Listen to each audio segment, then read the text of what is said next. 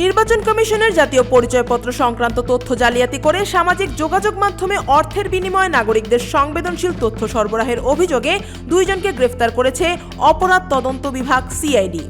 গ্রেফতারকৃতরা হলেন গজারিয়া উপজেলা নির্বাচন অফিসের সহকারী cum computer operator Mohammad Habibullah এবং ডাটা এন্ট্রি অপারেটর মোহাম্মদ আলামিন। অভিযোগ অনুযায়ী তারা এনআইডি তথ্য বিক্রি করে মাসে কোটি টাকার বেশি অবৈধ আয় করতেন। 15 জানুয়ারি দুপুরে সিআইডি কার্যালয়ে আয়োজিত এক সংবাদ সম্মেলনে এসব তথ্য জানান সিআইডির সাইবার পুলিশ সেন্টারের ডিআইজি মোহাম্মদ আবুল বাশার তালুকদার।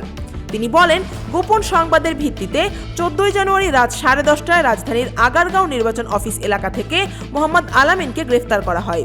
পরে তার দেওয়া তথ্যের ভিত্তিতে একই দিন দিবাগত রাত 12:10 মোহাম্মদপুরের চন্দ্রিমা হাউজিং এলাকা থেকে চক্রের অপর সদস্য মোহাম্মদ হাবিবুল্লাহকে গ্রেফতার করা হয়। গ্রেফতারের সময় তাদের কাছ থেকে 2টি মোবাইল ফোন আলামত হিসেবে জব্দ করা হয়েছে। সিআইডির প্রাথমিক তদন্তে জানা যায়, মোহাম্মদ আলামিনের কাছে নির্বাচন কমিশনের একটি গোপন আইডি ও পাসওয়ার্ড ছিল। ওই আইডি ও পাসওয়ার্ড ব্যবহার করে সারা দেশের নাগরিকদের এনআইডি তথ্য যাচাই করা সম্ভব হতো। পূর্ব পরিচয় ও ঘনিষ্ঠতার সূত্রে তিনি সেই আইডি ও পাসওয়ার্ড মোহাম্মদ হাবিবুল্লাহকে সরবরাহ করেন। এর বিনিময়ে প্রতি সপ্তাহে 4 থেকে 5 হাজার টাকা উৎকোচ নিতেন মোহাম্মদ আলামিন। সিআইডি জানায়, মোহাম্মদ হাবিবুল্লাহ ওই গোপন আইডি ব্যবহার করে বিভিন্ন নাগরিকের জাতীয় পরিচয়পত্রের সংবেদনশীল তথ্য জনপ্রতি 200 থেকে 300 টাকার বিনিময়ে বিক্রি করতেন। জাতীয় নির্বাচন কমিশনের অনুসন্ধানে দেখা গেছে, মাত্র 1 সপ্তাহে 1,12,150টি এবং 30 দিনে 3,65,608টি এনআইডি তথ্য সরবরাহ করেছেন তারা। প্রতিটি তথ্য 300 টাকা হিসেবে হিসাব করলে প্রায় 11 কোটি টাকা অবৈধভাবে হাতিয়ে নেওয়ার প্রমাণ পাওয়া গেছে।